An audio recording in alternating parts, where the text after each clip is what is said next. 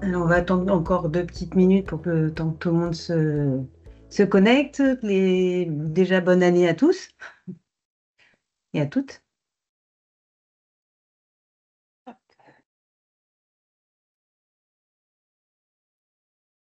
Alors, j'espère que vous voyez bien. Donc, en fait, là, on a diffusé aussi l'écran, que vous nous voyez bien et que vous entendez bien.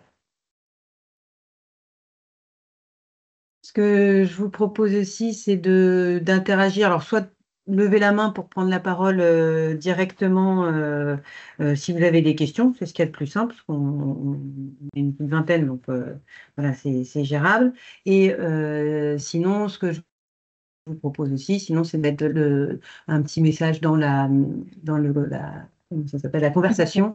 Comme ça, Églantine qui est à côté de moi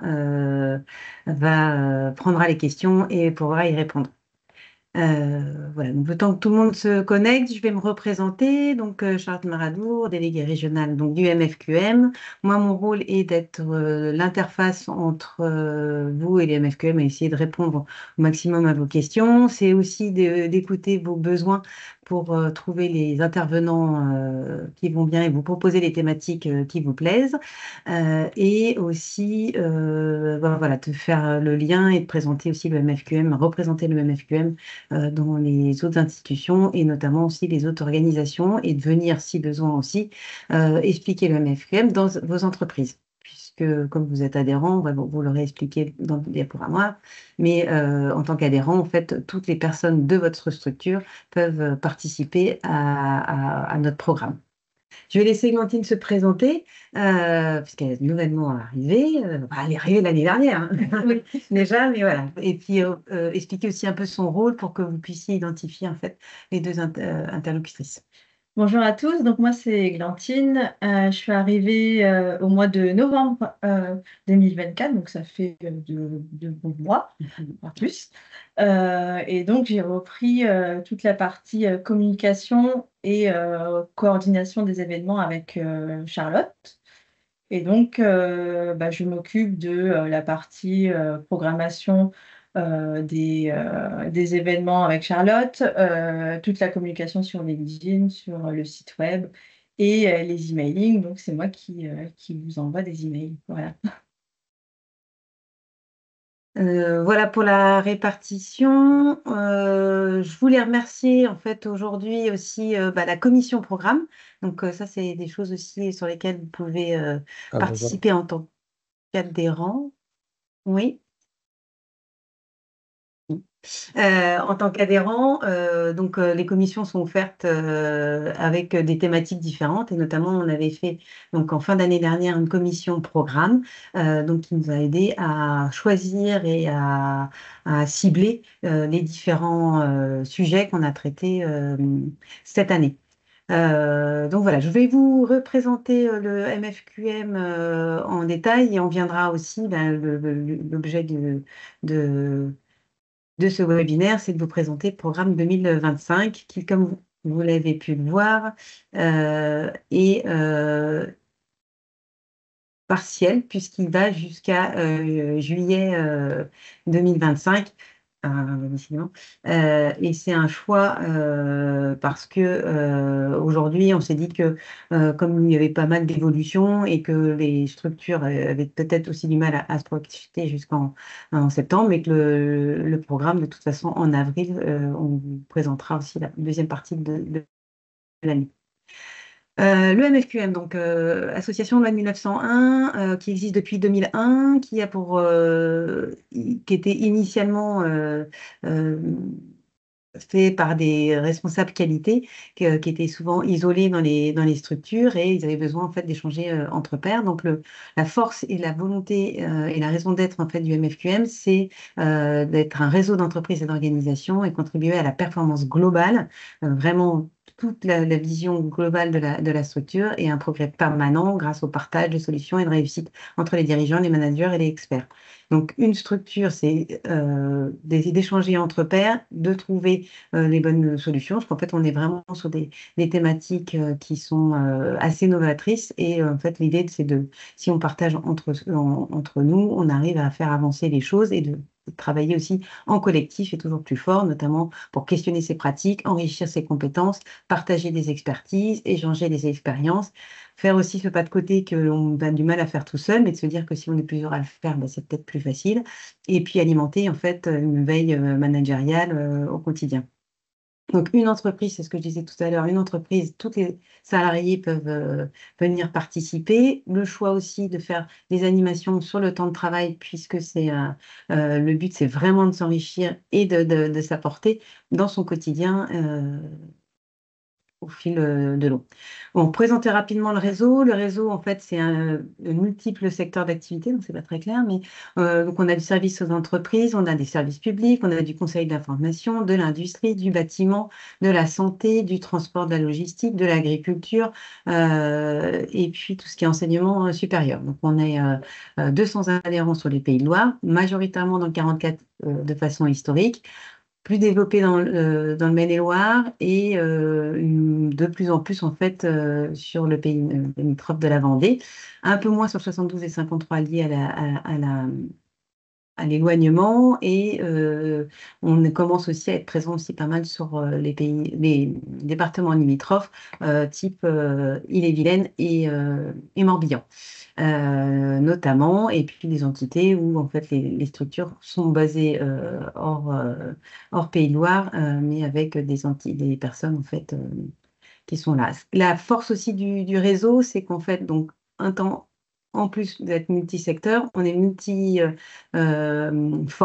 c'est-à-dire qu'en fait, on a des entreprises majoritairement de 10 à 49 salariés, qui n'ont pas forcément toutes les structures et toutes les missions et les fonctions en fait, dans la structure. On a des entreprises de 1 à 9, on va jusqu'à plus de 500, avec tout ce qui est aussi individuel, quelques consultants qui sont principalement aussi nos intervenants, du service public et aussi bah, tout ce qui est aussi enseignement, établissement d'enseignement supérieur. Voilà pour nos intervenants. C'est ce que je vous disais aussi, une adhésion n'est pas forcément liée à un participant, puisqu'en fait, dans la structure, il y a plusieurs personnes qui peuvent venir participer à nos animations. On a un programme annuel qui est sur 4 parcours thématiques et des 4 formats de rencontres différents. Aujourd'hui, c'est plus de 700 heures de bénévolat, donc je voudrais vraiment les remercier, tous nos intervenants qui interviennent notamment sur les matinales, qui le font bénévolement avec vraiment la volonté de partager leur savoir et bah, voilà, vous proposer leur expertise voilà, dans le rôle vraiment de l'association.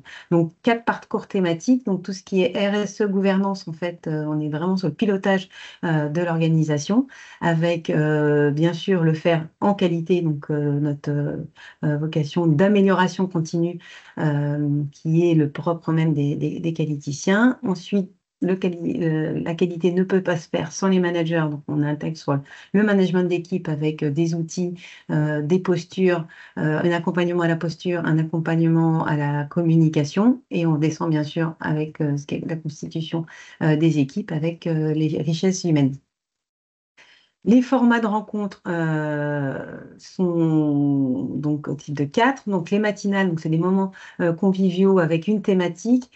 Partager des expériences, donc c'est des groupes maximum 15-20 personnes, on est enfin, déjà sur un bon groupe.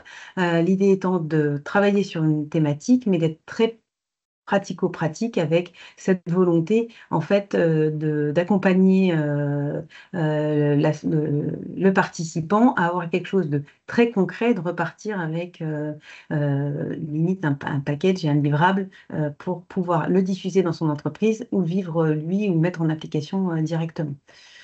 Donc aujourd'hui, les matinales qui sont prévues sur 2025, en fait, on commence par la semaine prochaine avec l'atelier Ikigai par Florel Moire à APC Management, donc nouvelle arrivée du cabinet APC, voilà, qui nous accueille dans leurs locaux. On va travailler ensuite en février avec l'école Brassard et Élise Minguet de chez Wigos et le Gilles Loger de l'école Brassard sur l'atelier de découverte de l'agilité Lego Scrum, Lego for Scrum. Alors, il faut savoir que toutes nos matinales et tout le programme est disponible en fait sur notre site internet et vous avez le détail en fait du contenu en cliquant en fait sur le site.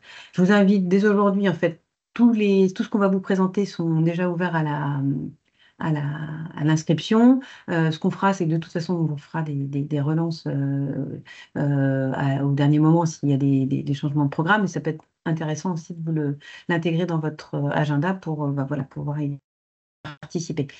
On va travailler sur détecter les symptômes du mal-être au travail en fait avec Estelle Jaudoin et le Kiwi Bleu qui a été formée à la euh, santé mentale au travail et notamment identifier en fait les risques, les signes précurseurs du mal-être et notamment pour prévenir les burn-out. Donc en fait, comme on forme en fait les, les les préventeurs en fait sécurité physique. Elle est formée à la santé mentale et donc en fait vous faire un atelier là-dessus qui après peut emmener à une formation en fait des équipes à la santé mentale, qui est vraiment un des gros sujets de l'année, qui est beaucoup remonté par nos adhérents l'année dernière. En mars, on va travailler sur Reinvented Management avec l'organisation participative en pratique. Donc, c'est Christian Bardiot de les-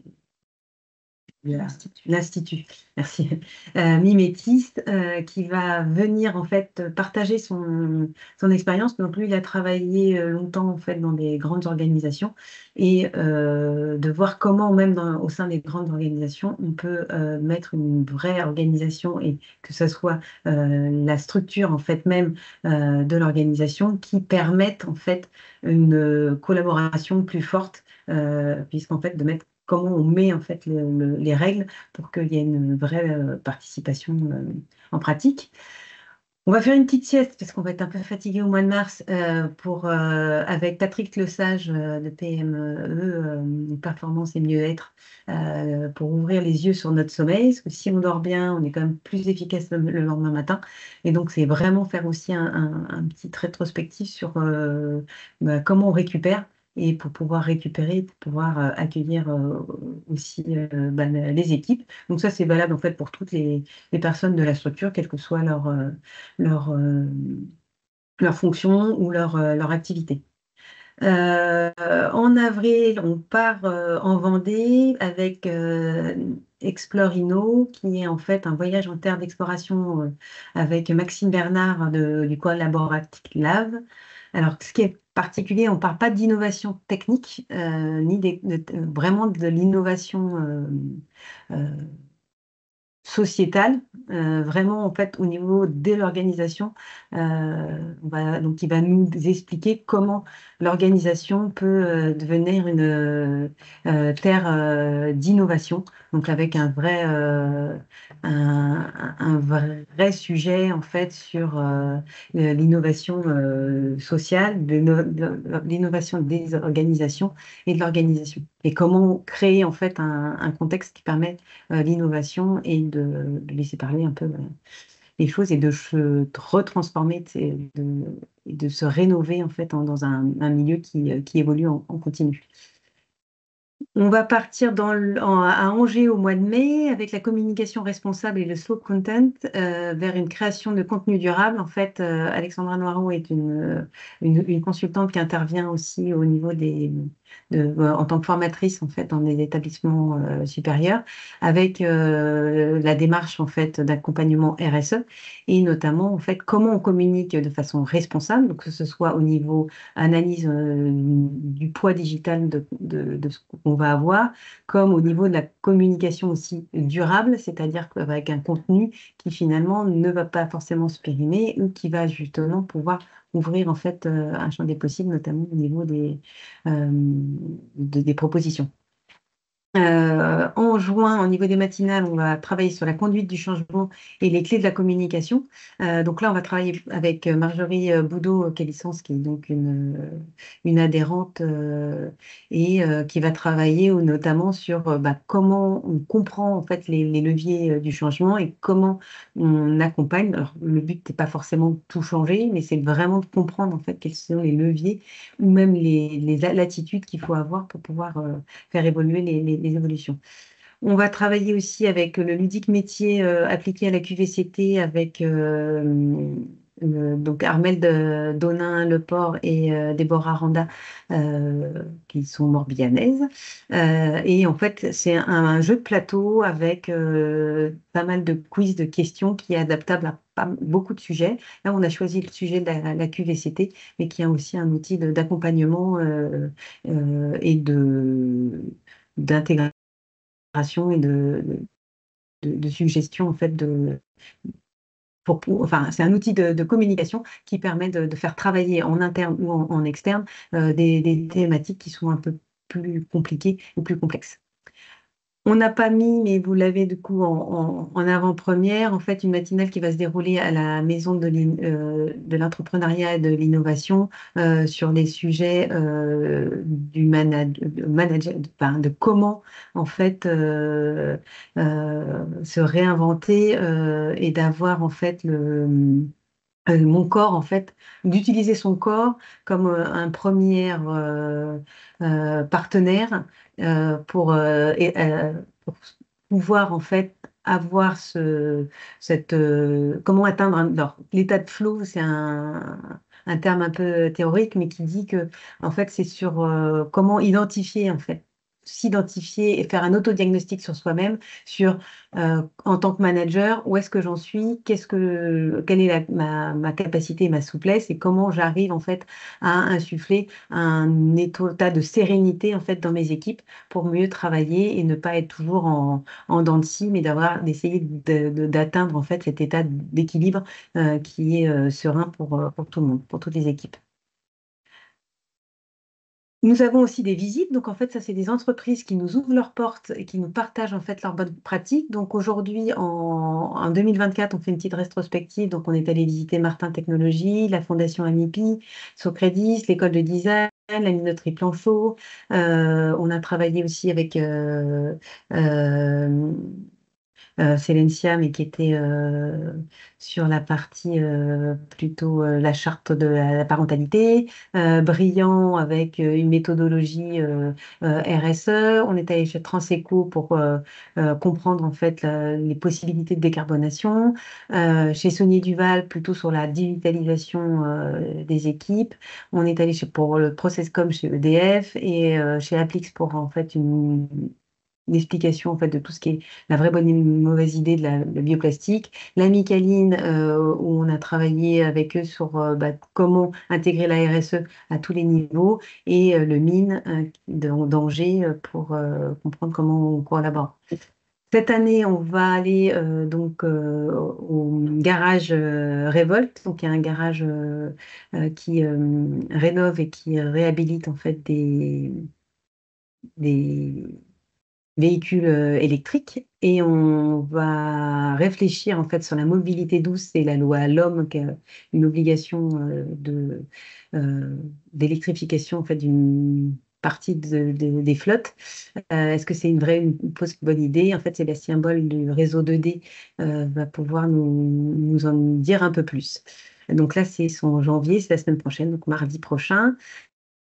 On va aussi travailler avec le Carrefour des ressources avec Émilie et Emmanuel de Revers, qui vont nous expliquer en fait à l'échelle d'un territoire comment les déchets des uns deviennent les ressources des autres et comment créer en fait cette collaboration avec un outil assez simple de partage de savoir et de compétences. On va aller visiter donc les sapeurs-pompiers du 1044 avec Stéphane Morin qui va nous accueillir en fait à Carquefou pour nous expliquer aussi leur outil managérial, comment on passe d'un management d'effectifs en fait opérationnels d'intervention à du management de bureau et comment on fait cette transition-là quand on est militaire et qu'on n'a pas forcément euh, voilà, le même management sur une opération que sur le quotidien. On va travailler avec l'autre usine aussi, qui est avec Aurélie Sevet d'Oreas et Kevin Raffegeot de l'autre usine, qui va travailler en fait sur un complexe de sport et loisirs qui a été engagé, avec comment ils ont transformé et comment ils ont réfléchi en fait leur outil et leur bâtiment pour intégrer en fait tous les contraintes énergétiques actuelles, donc avec la mise en place de panneaux photovoltaïques, la mise en place d'accès ouverts puisqu'ils sont dans un label loisirs engagés, et comment en fait ils se sont orientés sur le développement durable. En avril, on ira dans le 72, donc vers Le Mans, avec Argos Conseil en fait qui a déménagé et qui a intégré en fait tout son personnel en fait dans la réflexion et l'adaptation en fait de leurs espaces de travail pour un déménagement serein et pertinent. Voilà. Les Focus Day, donc en fait, ça, c'est des journées apprenantes qui sont menées, pareil, par des experts, en fait, sur des thématiques spécifiques. Donc, certains Focus Day peuvent être pris en charge par vos OPCO. Donc, ça, c'est aussi une question que vous pouvez nous poser, puisque pour certains d'entre vous, en fait, ça peut être pris en charge. La majorité, voire l'intégralité de nos intervenants sont Calliope. Nous ne le sommes pas, mais en fait, on a la possibilité de faire reconnaître ces journées comme des journées de formation et notamment en fait qui peuvent être pris en charge par les OPCO et à ce moment-là on fait un montage avec le formateur. Cette année, donc, on va travailler dans différents domaines. On va travailler avec le CNAM en fait sur tout ce qui est intelligence artificielle, notamment générative. En fait, c'est l'utilisation en milieu professionnel de notre ami ChatGPT, de Copilot et compagnie et consorts. Et en fait, l'idée, c'est qu'en fait, si on pose une mauvaise question à l'intelligence artificielle, elle répond bêtement. Donc, en fait, c'est travailler sur son prompt pour pouvoir en fait être plus efficient et utiliser l'intelligence artificielle de façon pertinente. On va travailler avec Magali Courtial de Imatera, qui est un cabinet d'accompagnement RSE pour pérenniser son modèle d'affaires. Donc en fait aujourd'hui on est dans une situation assez mouvante où finalement certaines structures vont voir à moyen court terme leur activité ne plus être pertinente. Par exemple, si on fabrique des sacs plastiques, ça devient compliqué. Par contre, c'est comment on pérennise son modèle d'affaires, comment on se questionne son modèle d'affaires et comment on assure en fait ses arrières pour que ça puisse être pertinent et pouvoir rebondir en fait et se réinventer pour demain. En mars, on va aller travailler plutôt le management. Donc, on est parti sur, si vous alliez faire de vous aussi une priorité, donc en fait, le manager s'adapte, se plie en fait à chacun de ses intervenants, de ses collaborateurs, et des fois, il s'oublie et finalement, il n'arrive pas forcément non plus dans la durée à travailler. Donc, en fait, on va travailler avec Cécilia Sonnet du cabinet OSE sur comment aussi faire une priorité sans s'oublier non plus. On va repartir avec Marine Breton sur Pull Jaune et cette fois-ci sur Angers pour maîtriser l'art du questionnement puissant, puisqu'en fait, si on pose les bonnes questions, on a les bonnes réponses. Donc, c'est comment on repense nos questions, comment on réutilise nos questions pour une meilleure communication et une ouverture un bon questionnement. Donc là, on va partir donc sur Angers. On refait aussi les accords Toltec qui ont très bien fonctionné l'année dernière avec Hélène Surgaut et Louise Dupuis et d'Anjac de Facility, mais cette fois-ci, on part en Vendée sur les 4 accords Toltec que vous pourrez, si vous n'avez pas encore eu le temps, venir les découvrir. En avril, on va travailler sur la gouvernance intégrative, en fait, qui est un outil de prise de décision alors, qui est adressé soit aux managers, soit aux dirigeants d'entreprise, soit aux responsables, enfin des gens qui ont la nécessité de prendre des décisions. Et en fait, c'est un système de gouvernance intégrative où on interroge les équipes, mais aussi en fait la globalité. Euh, de l'environnement et de toutes les composantes et que ce soit aussi euh, les- le marché pour pouvoir prendre une décision pertinente et pérenne. On va travailler plutôt sur la partie, alors c'est pas forcément l'ISO 9001 sur laquelle on va partir. Enfin, ça va être la base en fait. C'est comment l'ISO 9001 qui aujourd'hui peut paraître peut-être désuet, usé, etc. Mais comment elle va pouvoir être un tremplin pour transformer les entreprises de demain et comment rebondir en fait par rapport à ça. Donc François Berthaud qui est donc le délégué régional de l'AFNOR en fait va partir sur les fondements et l'évolution en fait de ces normes et avec l'aide de Claire Prénaud, comment en fait on le manage au quotidien dans les équipes et comment on transforme. Au mois de mai, on va travailler sur le numérique responsable appliqué à mon organisation. Donc, c'est faire un petit introspection dans le poids numérique de notre organisation, alors que ce soit sur le réseau ou sur l'animation. Et en fait, l'idée, c'est aussi de comment bah, l'améliorer, comment fluidifier les liens et comment plus, euh, plus responsable en fait notre impact numérique.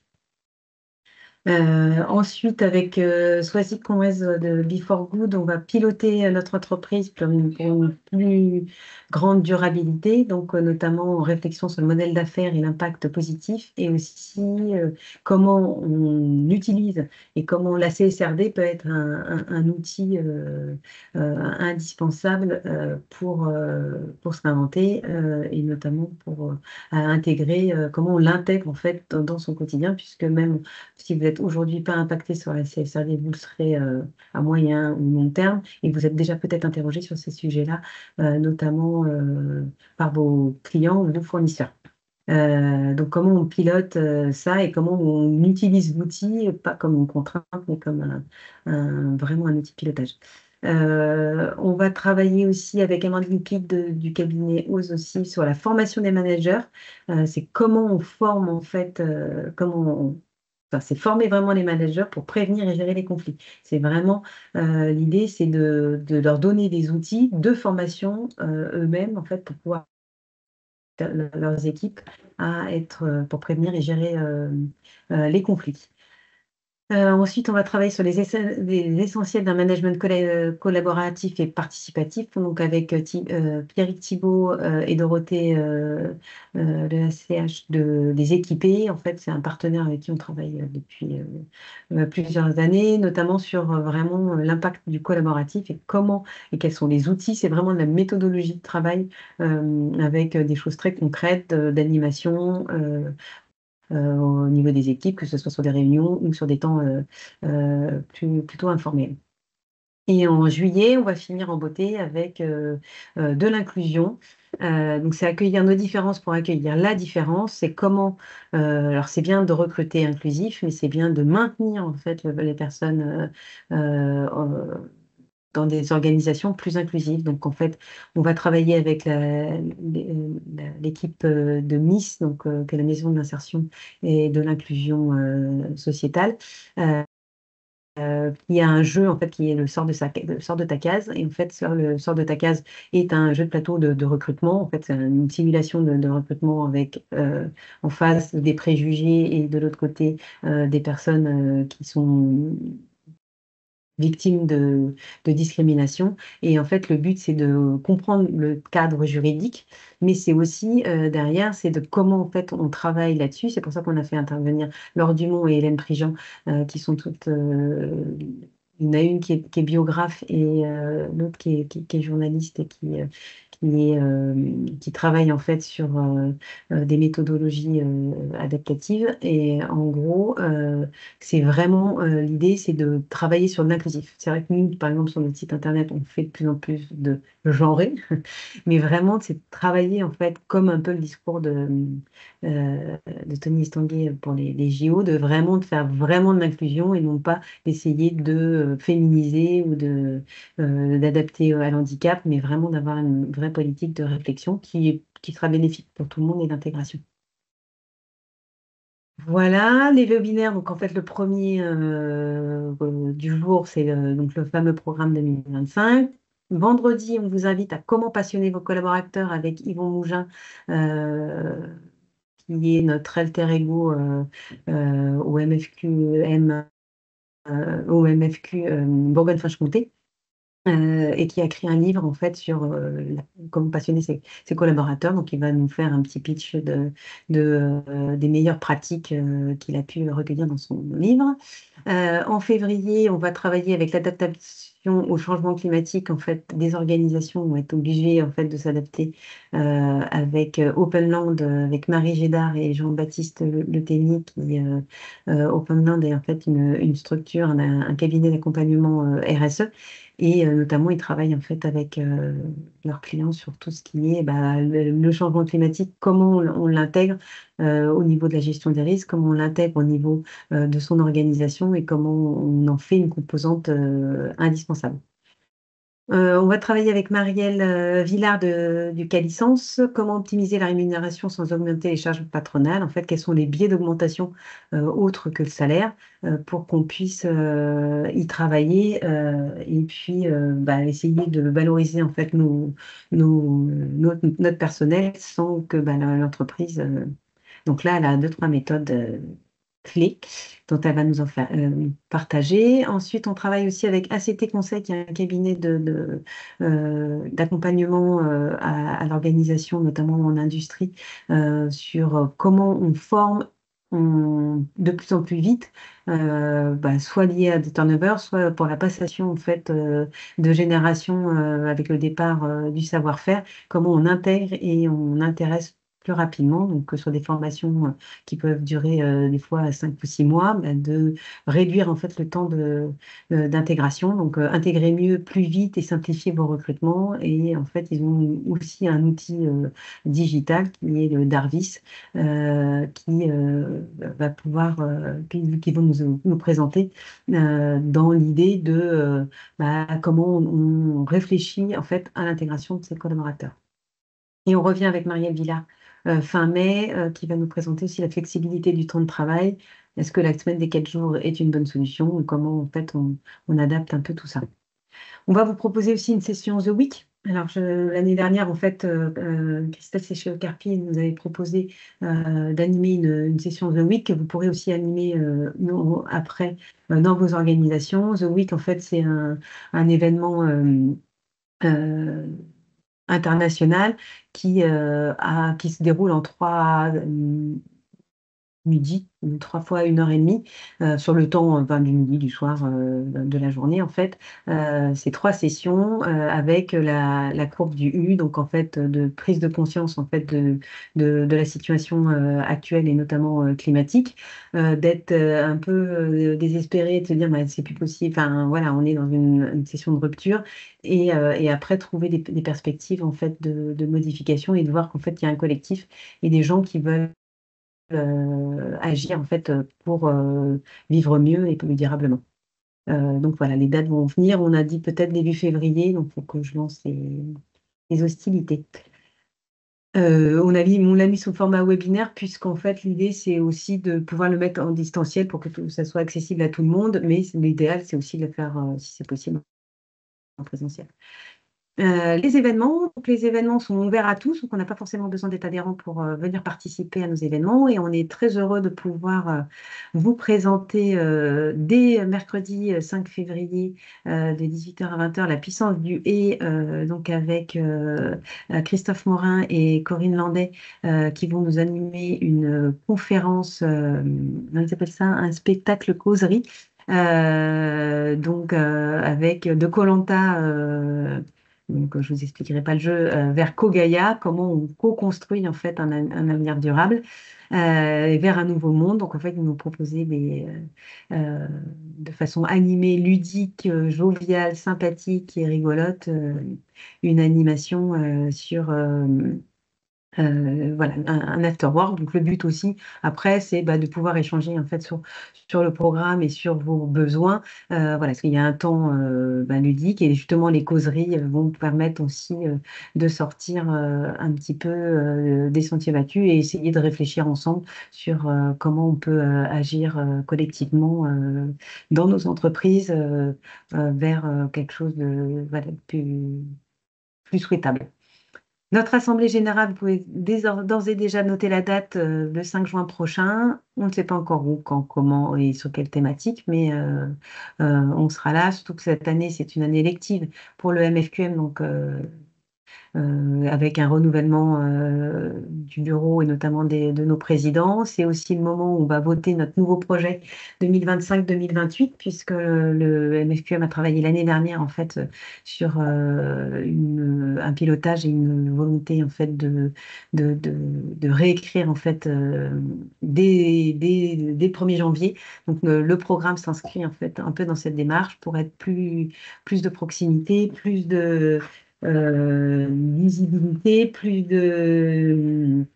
alors, je prends mes notes puisqu'on a fait un peu plus. On a dit plus de proximité, plus de progrès. Donc, travailler toujours plus dans l'amélioration continue, plus de fidélisation, donc pour être plus présente et puis même d'être plus à vos côtés et dans vos thématiques et plus de partage, donc toujours vraiment dans l'idée du collaboratif. Donc là, ça va être, du coup, il va être voté sur cette assemblée générale.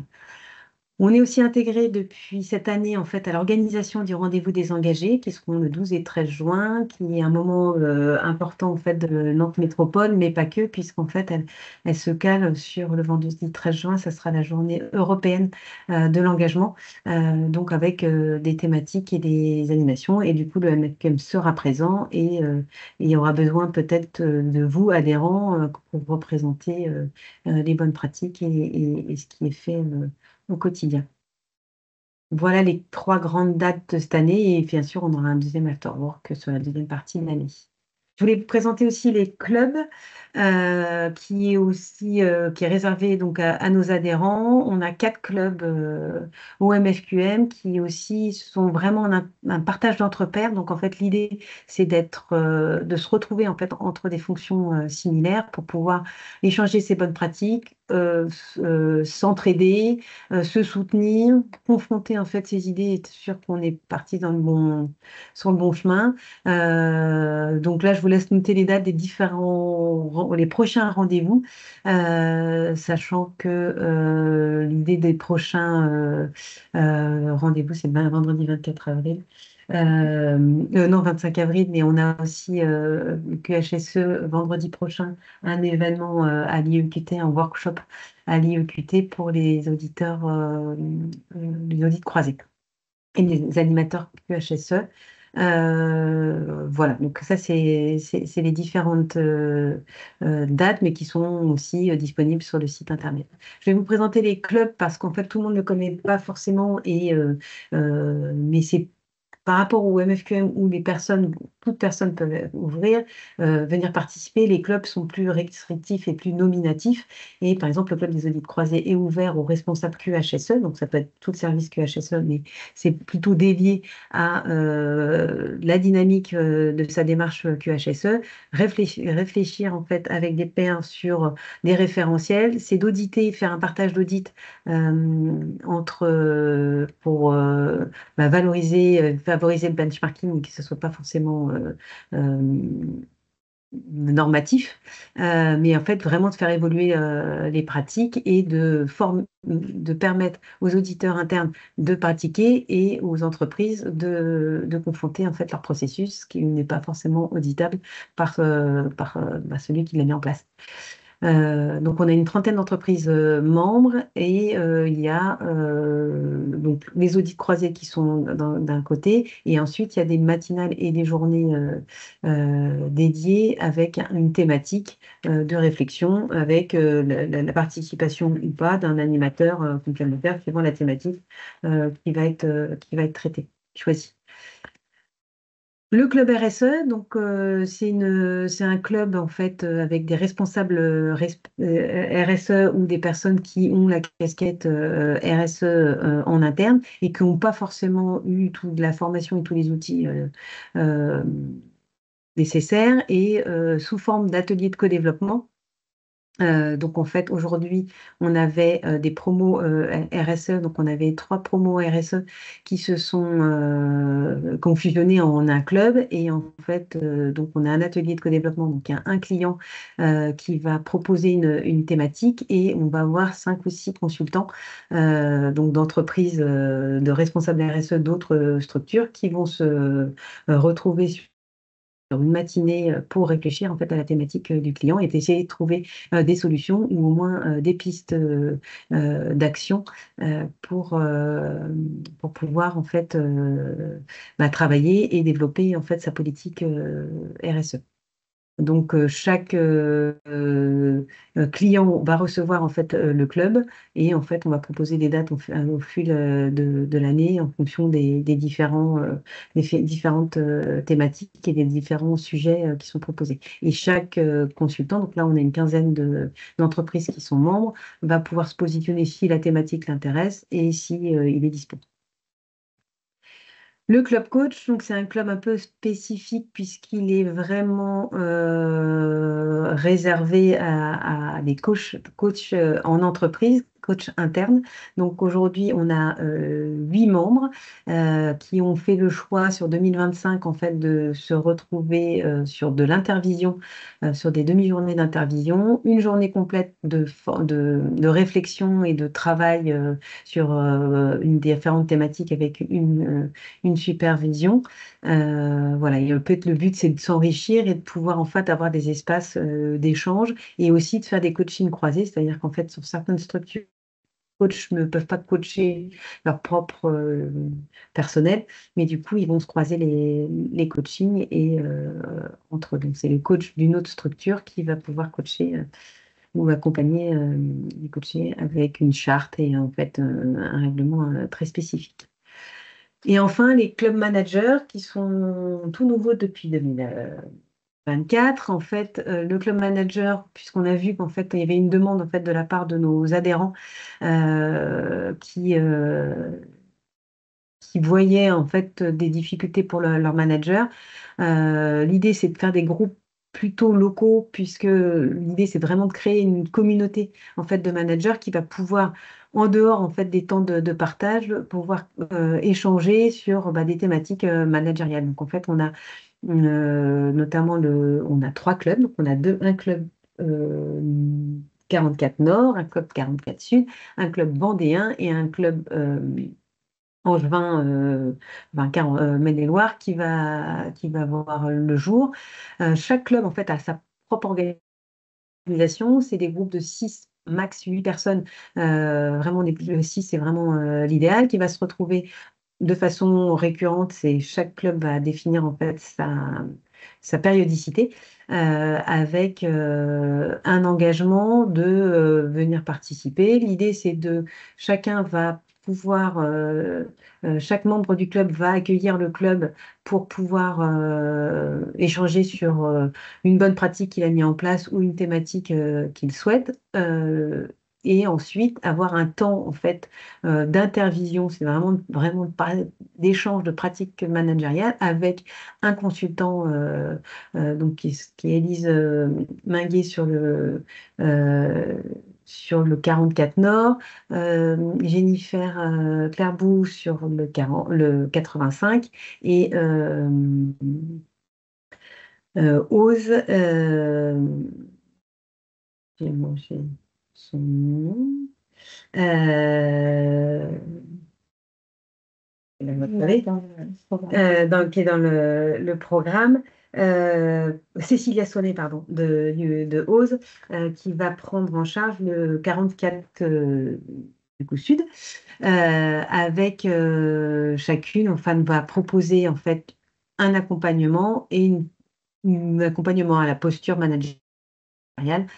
Voilà, donc en fait, chacun va proposer différentes dates et une organisation, mais le but, c'est vraiment que ce soit des managers d'entreprises différentes, inter-entreprises, pour pouvoir échanger dans un cadre sécurisant et sécurisé sur ces problématiques managériales pour pouvoir en fait être accompagné et puis se sentir plus à l'aise et plus pertinent en fait dans sa démarche. Donc voilà. Et ensuite, je vous présente une petite rétrospective 2024 sur ce qui s'est passé l'année dernière.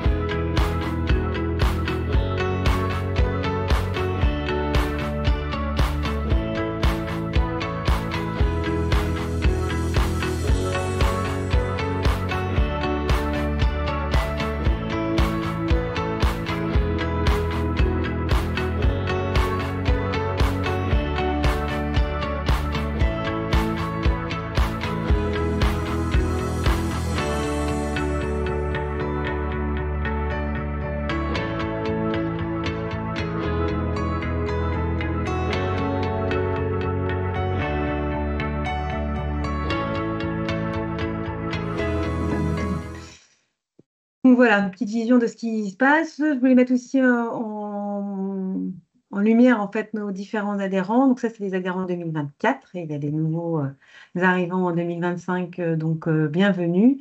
Et on a hâte de vous retrouver en fait autour de nos différentes rencontres. Comme je vous le disais, le mieux c'est de vous inscrire directement sur notre site. Après, de nous suivre en fait sur les réseaux sociaux, donc notamment LinkedIn. euh, sur notre page MFQM Pays de la Loire. C'est aussi de vous inscrire en fait sur une newsletter qu'on envoie peut-être 2 fois par semaine, c'est quand même assez dense. On va essayer de trouver une méthodologie pour un peu alléger, mais en fait, ça vous présente à chaque fois les différents événements et aussi le lien d'inscription à suivre. C'est aussi de vous proposer d'avoir des retours. N'hésitez pas à soit nous faire un petit mail sur contact@mfqm.fr si vous avez des questions, des interrogations, des sujets que vous souhaiteriez traiter. Là, on a notamment des structures qui viennent nous voir parce qu'en fait, ils ont une thématique, ils lancent un sujet et essayer de trouver des entreprises qui ont déjà mis les choses en place. Donc là, nous, on est vraiment curieuse de toujours être à l'écoute de vos thématiques et problématiques et essayer de trouver soit des intervenants qui peuvent y répondre, vous adresser des intervenants, soit de le programmer sur des temps dédiés, soit essayer de trouver un webinaire qui pourrait répondre à vos attentes, ou soit vous mettre vraiment en relation avec d'autres adhérents pour échanger. Voilà, donc dans les adhérents, en fait, on a aussi des établissements supérieurs et des établissements publics.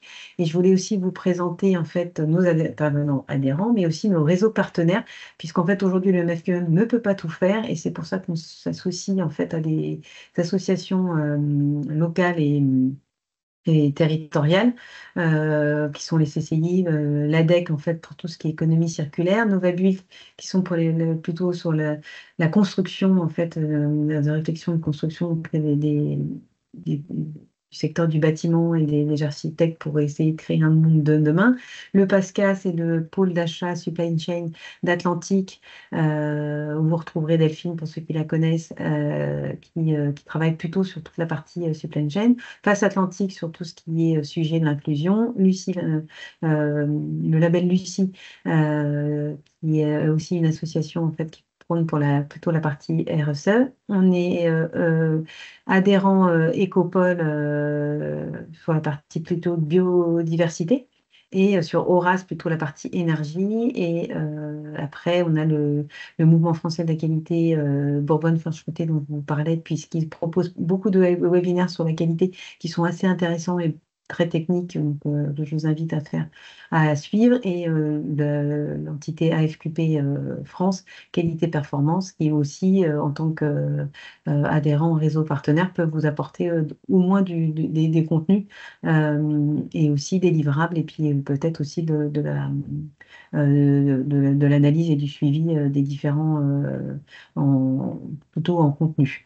Et enfin moi je suis personnellement ambassadrice de la plateforme RSE Nantes Métropole. Voilà. Au niveau des tarifs, en fait, aujourd'hui, une entreprise adhère en fonction de son nombre de salariés. Donc, voilà, donc on a adapté en fonction, sachant que c'est une adhésion annuelle et qui vous permet d'accéder, en fait, à tout le programme, comme je vous le disais. N'hésitez pas aussi à parler de nous à à des étudiants ou à des demandeurs d'emploi qui pourraient intégrer, le fait d'intégrer un réseau est aussi rassurant et bienveillant dans la démarche. Donc les avantages, on a remis. On vous enverra de toute façon la présentation ci-dessous. Je vous laisse le QR code LinkedIn pour nous suivre. N'hésitez pas à relayer les informations que l'on communique. Après, ça, c'est plutôt la partie de d'Églantine voilà, qui va vous envoyer les informations. Et si vous voyez qu'un sujet peut intéresser quelqu'un, n'hésitez pas à lui faire suivre et puis à, à ce qu'on vienne lui nous réexpliquer ce qu'on peut faire. Je vais vous laisser un temps de questions si j'ai pas tout dit, s'il y a des choses qui ne sont pas encore très claires. Pour les clubs, faut pas hésiter à revenir aussi vers nous pour tester. Je pense que j'ai vu Églantine qui tapait en même temps, elle a répondu au fil de l'eau à certains. Mais voilà, n'hésitez pas, si vous avez des questions, à prendre directement la parole.